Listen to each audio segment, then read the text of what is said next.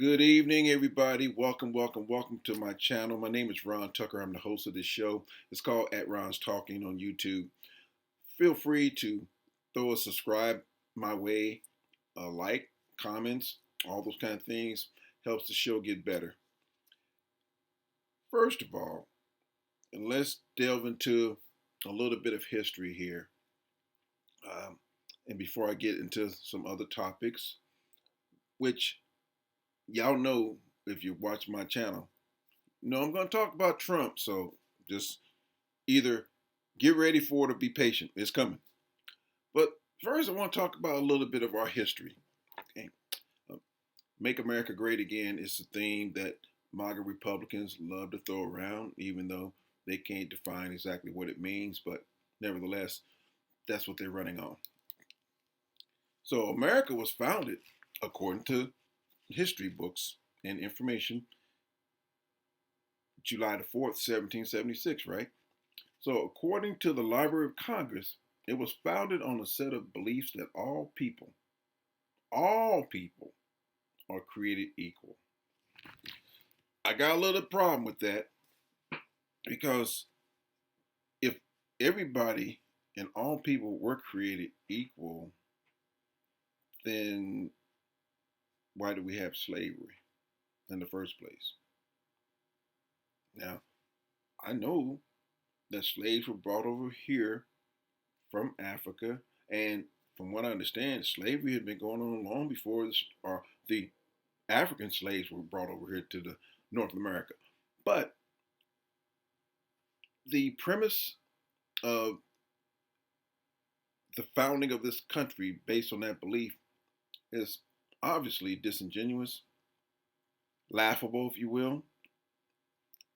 But you got people who still want to wear these red hats or different color hats now with the slogan, Make America Great Again. And it's been often said and often asked, when was America actually great?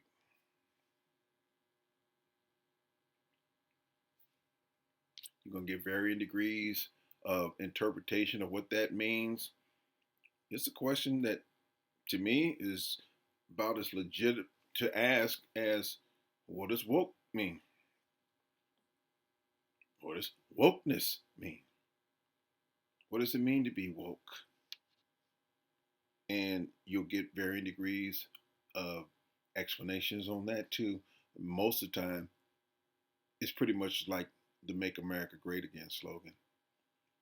They don't really have a concrete answer for that. And it's kind of interesting how they want to make an issue out of these phrases and these words, woke. I think the opposite of woke is being asleep. And for my money, I'd rather be awake to make sure I keep an eye, like my homeboy up there, the clown. Keep an eye on you, right wingers and Republicans who are MAGA supporters and all the other subversive groups out there. We got to stay awake and stay vigilant to make sure that y'all ain't trying to slide some more bullshit in the game, which is what you constantly try to do every day. And so us people who are wide-eyed and awoke, we're going to stay that way. The other little catchphrase of the year, CRT, critical race theory. In other words, from my understanding, a critical race theory is supposed to be some kind of curriculum that's being taught in schools. And from what I've heard and been told, what schools you talking about? I understand that it's being taught at the university level, but not at the K-12 level and preschool and all that. See, the Republicans and the conservatives in general, what they want to do, of course, is spread fear, distrust, and lies about what's being taught in our schools. Critical race theory to me is no more than the same educational curriculum and learning that most of us were taught when we came up through school. So if it was good for us back then, how come it's not good for the kids coming up now?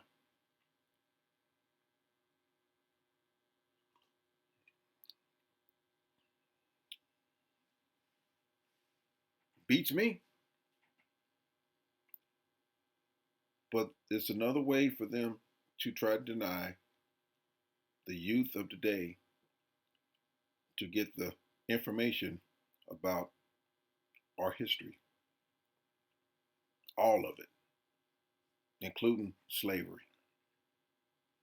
They don't want those kids and younger people to know how America was born, how it was created, and as our history continued to matriculate throughout the years, they don't want those kids to know about those sordid details.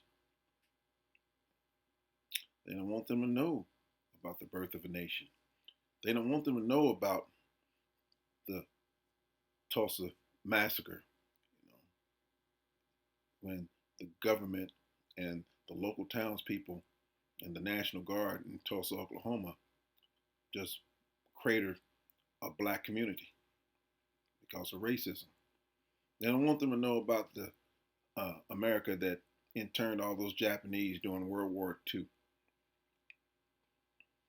They don't even want to go back from the beginning when they just displaced the Native Americans, the true Americans, the first Americans, the American Indians, how they treated them, the atrocities throughout our history when it comes to minorities.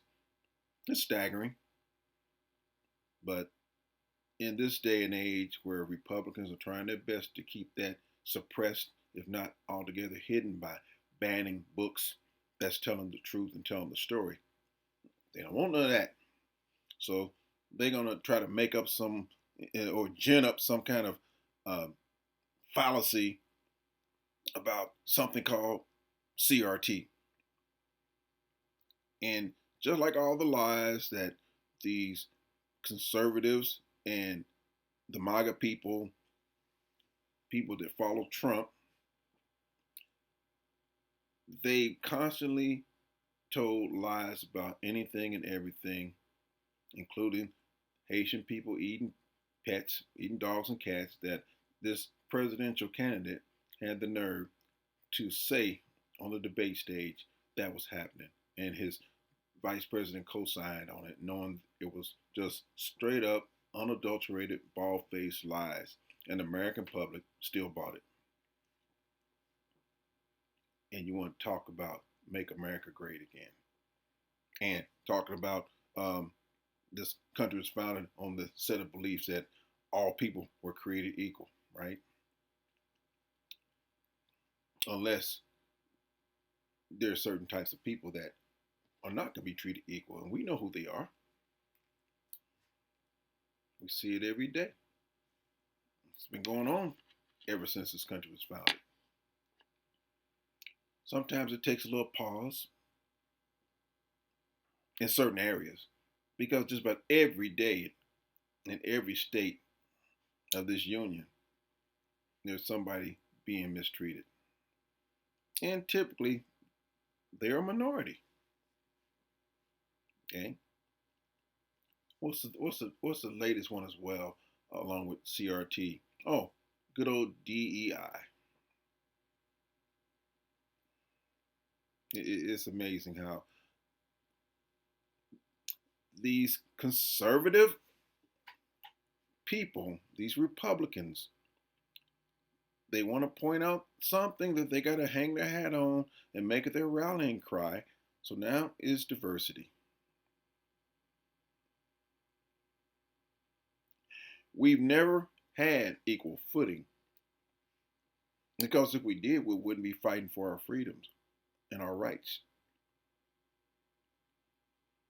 It's almost like there are white people out there who think that, oh, why are minorities complaining about anything? everything's great in America. What y'all bitching about? Y'all got opportunities. Y'all have had a black president. Hell, you've even got a black vice president right now. So what y'all bitching about? Y'all should just be happy with what we've tossed you and given you, and just sit down and watch Trump run the country to the ground. Just sit back and observe. Y'all made so much progress. Knowing that if we left it up to y'all, we'd be back in 1863. We've got people in this country that really, truly, I guess, I guess either if it's not in their hearts, it's in their head that America at one point, sometime where no one can really pinpoint exactly when, was great.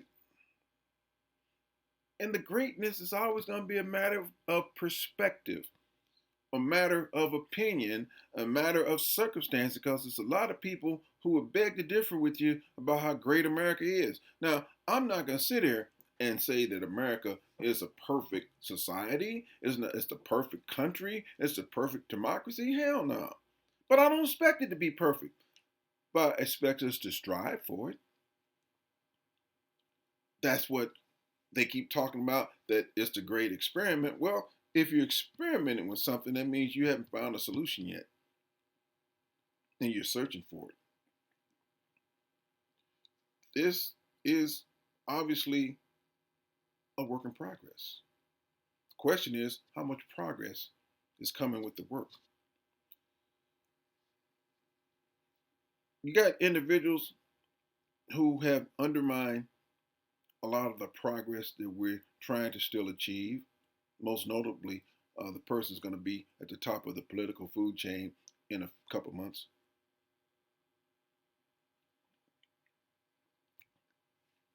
And it's unnerving when you have some of his political allies who say things like, if Donald Trump tells you to jump 3 feet in the air and scratch your head at the same time, that's what you do. You do it. The willingness of individuals like that individual who I mentioned in one of my other videos, and I don't mind saying his name again, Troy Nails, this Republican out of Texas. The willingness of somebody like him to indicate to all of his colleagues and the whole country that no matter what this man does, Donald Trump, that you are bound to dutifully do anything and everything, regardless whether it's legal or not, and just follow his orders. And I wonder why the mainstream media, which takes hits sometimes rightfully so, when that man, that congressman made that statement, why didn't any of those reporters that had the microphones in his face and cameras and all that wrong, why didn't any of them challenge him on that and ask him something like, so are you saying that if President-elect Trump, when he becomes president, or even before, because he's trying to line up everybody right now and get them in order, get them straight, you're saying that if he does anything, whether it's legal or not, let's say if it's illegal, that you're going to follow it? No questions asked. I would have loved to have heard his response to a question like that. But they let him, they've always let Trump and other people like him just say whatever they feel like saying, and then they move on to the next question or allow the next statement to come out of their mouths. No matter how nonsensical it is, no matter how unlawful it sounds, no matter how idiotic it sounds. Let it flow, let it roll. No pushback. It's amazing. But I guess some of the news media don't really care as long as they got a story to report. And Their job, I guess, is to, if not manufacture news, just report on what they think is news and give all these people their oxygen and airtime. When you look at the news, like for example, on my phone, it's dominated by everything that comes out of Trump's mouth. All the bullshit that comes out of his mouth, all the lies, all of the uh, intimidating statements that he's trying to make, all the fear stoking and mongering, is all about just covering him because he's news. For better, for worse, he's news, and they feed on that. I personally, I don't really give a damn what Trump has to say 24/7 because most of the shit he's saying is asinine and idiotic anyway. Well, that's how he's going to run this country. So anyway, I'm going to get back to my original premise of what I was talking about as far as how America was founded. Um, did you know how many slaves did our founding fathers and the other presidents own? Since I guess back then America was great or not. I guess it depends on who you ask.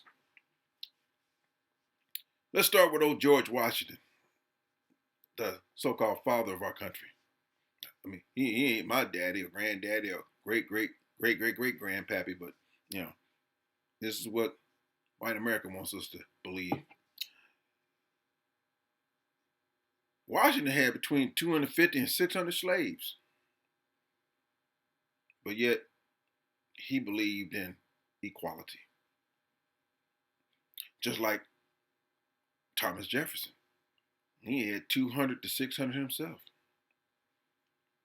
Madison, 100 plus. James Monroe, 75. Jackson, 200. Low rent district was Martin Van Buren. I guess he was I don't know, middle class or post slave owner. He only had one. And then again, I don't know. Maybe he had a conscience. I wasn't there with him, so I don't have any idea. William Henry Harrison, 11.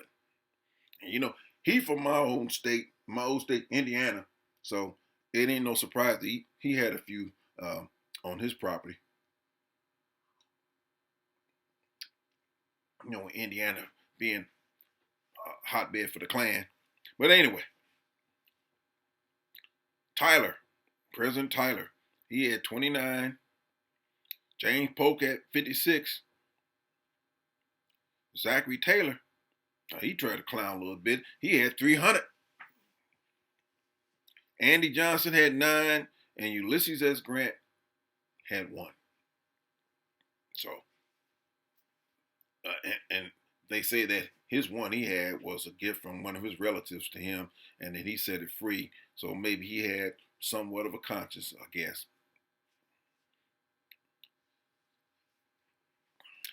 But all of these people owned other human beings.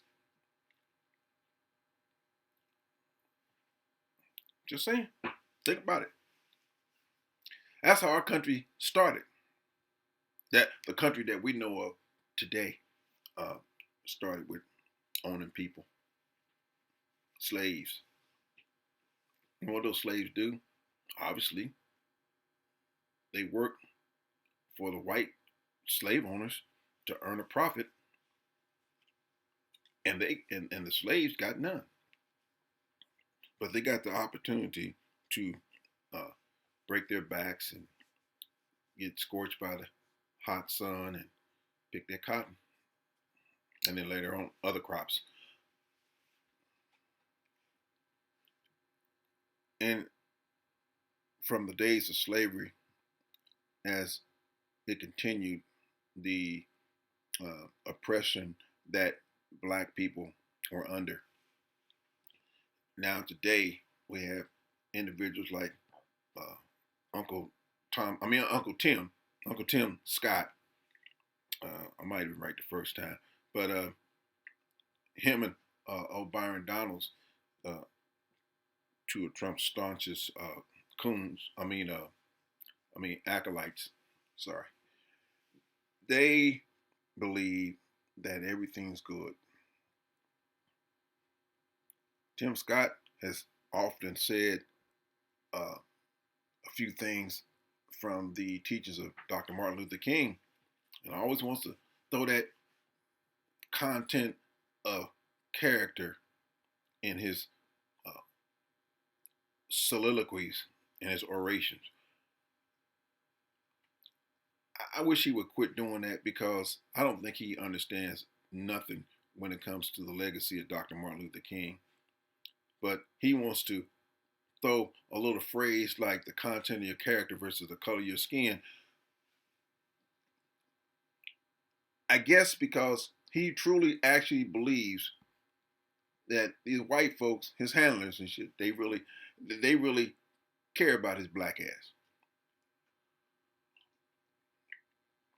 And I know he cares about them because everybody heard the word that was uttered from old Bucky when he told everybody, and I wonder how his new wife feels about it too. Does he still feel the same way about Trump when he said, I just love you?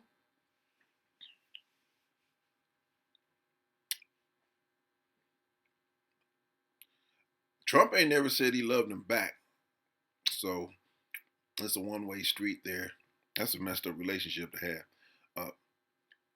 Byron saw Tim say that, and he kind of backed off of that.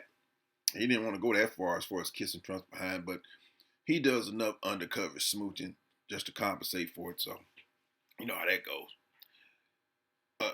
Ain't neither one of those Negroes got cabinet positions. Of all the people that were selected, two of the biggest cheerleaders who happen to be black got shut out, left out in the cold. Uh, he gave Tim Scott a bowl of cold chitlins and two biscuits, and um, I don't know. I guess he gave old Byron Donald some old Roy dog food and told him to be happy with it. Donald's up there on CNN trying his best to defend Trump about the pics he made when Laura Coates was kind of asking him, what about you? Byron basically said to Laura, what about me? He already picked the people he wanted to pick, and all those candidates were good, and they're exemplary, and they're fine people, and they'll get the job done, and blah blah. He went on and on, building up all these other people, while his black ass was overlooked by his handler, and he gave Tim Scott, like I said earlier, some insignificant damn role that was basically a glorified lobbyist position. And Tim Scott stepped up to the podium and espoused all the things that he feels like his handler, Donald Trump, wants him to do to make sure that the Republican Party is going to be strong, not only in 2026, but in 2028. That fool don't know that's a setup job. He just got clown, con, bamboozled, hoodwinked, whatever you want to call it. He ain't got played. And he don't know it right now. But he's gonna get his ass towed up in 2026, because I believe with all sincerity and conviction that the midterms are gonna swing historically like it always does. The Dems gonna flip everything. And guess who's gonna get the blame for it? Old Bucky. Watch and see. You see, old Tim was happy with that meatless bone he was tossed. And Byron, he's always sniffing around the floor like a dog, looking for some crumbs. So they accepted it. They deserve what they're going to get down the road. But it's a shame that those two so-called supposed intelligent guys they couldn't get one position that was worth a damn in the cabinet. Robert Kennedy Jr. got a position. And he got a damn worm talking for him.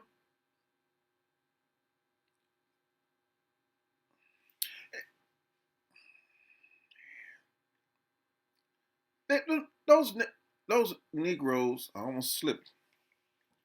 I almost said the other end. They got passed over by a lot of people that I would think that they were qualified to fill those same positions. At least some of them. If the guy from Fox News can be nominated for Secretary of Defense, and you mean tell me Senator Tim Scott wasn't worthy of consideration? Okay. All right, I'm done with that. Anyway, there's another little item that I want to discuss. And I think some people have a little confusion about it. That 3/5 clause in our Constitution. I think a lot of African Americans feel, and you know what? In a way, I think they have a point where they feel like that 3/5 clause that was created and declared in Article 1, Section 2 of a Constitution, that any person who was not free would be counted as 3/5 of a free individual for the purpose of determining congressional representation, thus increasing the political power of slaveholding states. Now, in a way, it does make it feel like and seem that the Constitution and the Founding Fathers were basically saying that slaves were 3/5 of a man. But the real meaning behind it was what I just read off, and it was to give the slave-holding states more political clout. Okay, because what it did, it didn't make it any better for the slaves, of course, because their interests were not being served by this 3/5 clause. But the more slaves you owned in your state, the more political clout that state had. So that's really was the ultimate purpose of the 3/5 clause. Okay, but anyway, that's just my interpretation of it. It's still, as they would say, it's fucked up. So, I've talked a little bit about, the cabinet positions, and I beat that up enough. It just bothers me, and not because I feel sorry for those two clowns, Tim Scott and Byron Donalds, but that's how we've always been treated, and we still haven't figured out the rules of the game. Just, we still feel like our handlers are always going to look out for us, so we ain't got to really do no thinking, no critical thinking. Now, a lot of people don't realize that the Biden administration created an infrastructure system that was put in place that's secured $700 billion for about 74,000 projects. And what he did in a one-year term pretty much rivals the accomplishments of FDR in his 4 terms. You see, Donald Trump hadn't accomplished squat. And in his first term, he always had an infrastructure plan, or maybe an infrastructure concept. For 4 years, infrastructure week, didn't get shit built for the most part, nothing. And of course, the Republicans went out of their way to tell their constituents to lie to them by saying, look, I got you funding for this infrastructure project, or I secured millions of dollars for our city, knowing that they lying out their ass, and that their voters most likely wouldn't know that the congressperson, whether it was male or female, voted against those infrastructure bills that the Biden administration were trying to implement. If you don't believe me, just Google old GOP rep Maria Elvira Salazar. She got busted in Miami by a CBS investigative reporter named Jim DeFeed, who had her stumbling and dodging questions about her lies.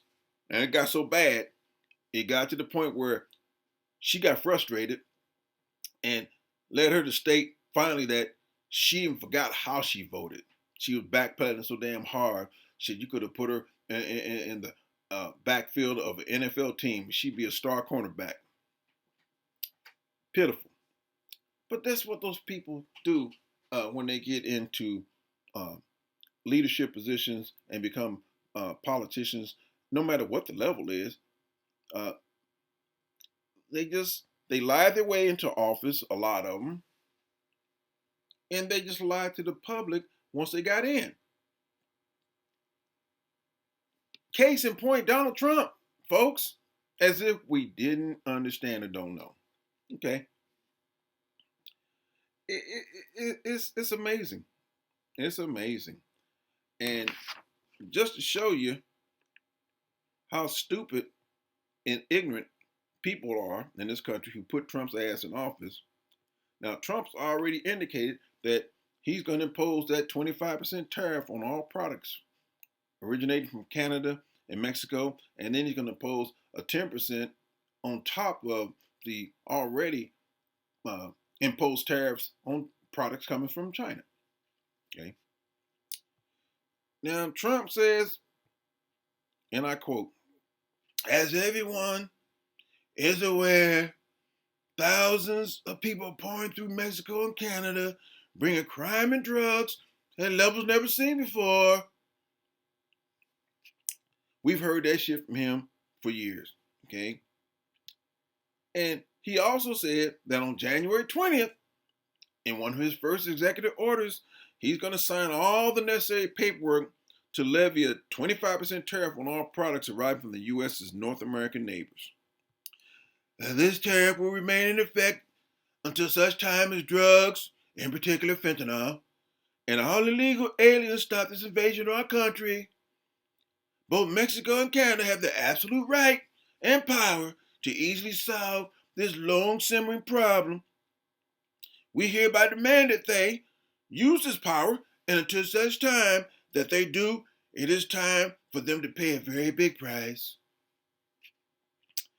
He also said, like I said before, he's going to levy an additional 10% tariff on top of the existing tariffs on Chinese products. Now, I'm trying to understand, and maybe I can explain this a little bit to some people who don't understand and know what the hell a tariff really is and how it impacts us, okay? Tariffs are taxes on merchandise shipped to the U.S. from other countries. I'll say that again. Tariffs are taxes on merchandise shipped to the U.S. from other countries. Tariffs are paid by importers. You hear me? They're paid by importers, not by the countries from where the goods are shipped. Importers typically pass those costs along to consumers by raising the price of each product, making them more expensive. One more time on that one. Importers typically pass those costs, those tariffs that's going to be imposed along to consumers. You and me and other consumers. And it raises the price of each product, making them more expensive when we buy them. So I'll give you a little analogy. I'm not an economic expert. I'm not a finance guru. I'm a sales guy. But I can add a little bit, and I can do a little bit of math. I buy wholesale $100 product, let's say from Mexico, and Trump drops a 25% tariff on that, right? So now my cost is $125 instead of the original $100 that I spent for the product. So I just got hit with a tariff. I'm gonna sell it to you for 100.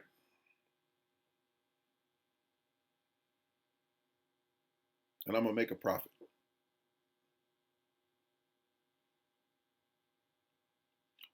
What happened to the other $25 that I incurred when I first got the product from Mexico? Anybody got any idea what happened to that $25? It just magically disappeared when I sold it to the end consumer. So I'm gonna sell it to you for 100, and I'm gonna eat the $25. Are you out of your skull? But Trump thinks you are. So people understand that's how it's gonna work. You, as the importer, is gonna eat that tariff, and then subsequently the end consumer is gonna eat it too, because I gotta hike up my shit to compensate for what Trump hit my ass with. So I'm gonna stick your ass with it. That's the way I see it. Now, if I'm wrong, y'all tell me. Maybe I got it bass backwards. I don't know. But since Trump's not an economist as well, but he thinks he knows everything, y'all just go ahead and believe what he says, because he gonna lead you somewhere, and you most likely you ain't gonna like it. So, with that being said, all I know is, man, it's gonna be rough. It's gonna be rough. Then you got idiots out there like Tucker Carlson, who wants the Speaker of the House. I'm sorry, the Speaker of the House, Speaker Johnson, to ask Putin what he should do before he agrees to continue to support Ukraine with aid. See, these are the kind of people that are in our country that is down with this dictator over there. Why should anybody want to ask Vladimir Putin for advice over in America?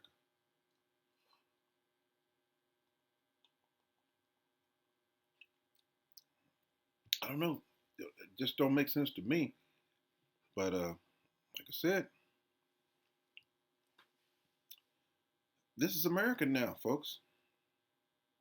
We've got a crackpot, convicted felon who's gotten most of his charges dropped now because Merrick Garland drug his feet and acted like a judge instead of a prosecuting individual running the DOJ. We got an attorney general that just languished around and let Trump go ahead and get his plan of action in order, and now it's too late. And once again, Trump has not only defied the law, he told the law to kiss his ass. And now he's going to try to bring the hammer down in revenge mode. But honestly, I'm not worried about a lot of the hollow threats that Trump's making, because he's going to make a lot of them. And he's going to try to carry out some things too. But he's going to be so busy trying to defend his stupid actions that it's going to do nothing but bog down his administration. And he's just going to implode like he's always done. So just stay tuned for that. That's what's going to really happen. And we're all going to be witnesses once again. Can't believe America allowed this to happen, but we're going to get what we deserve, whatever it is. But I'm confident we'll get through it. It's just going to be kind of painful. So that's all I got for right now, folks. I'll be back, be chopping up some more. We'll talk about it again. But for now, don't forget to subscribe to my channel. I promise you I'm going to keep bringing y'all things and information, the truth as I see it. And I look forward to your comments and give me some suggestions. I'm open to it because I don't know everything. I try to do the best I can. That's all I can offer you. That's all I can promise you. So have a good day. I'll probably drop another video before Turkey Day, but if I don't, have a wonderful holiday, okay? And we'll get back on it again.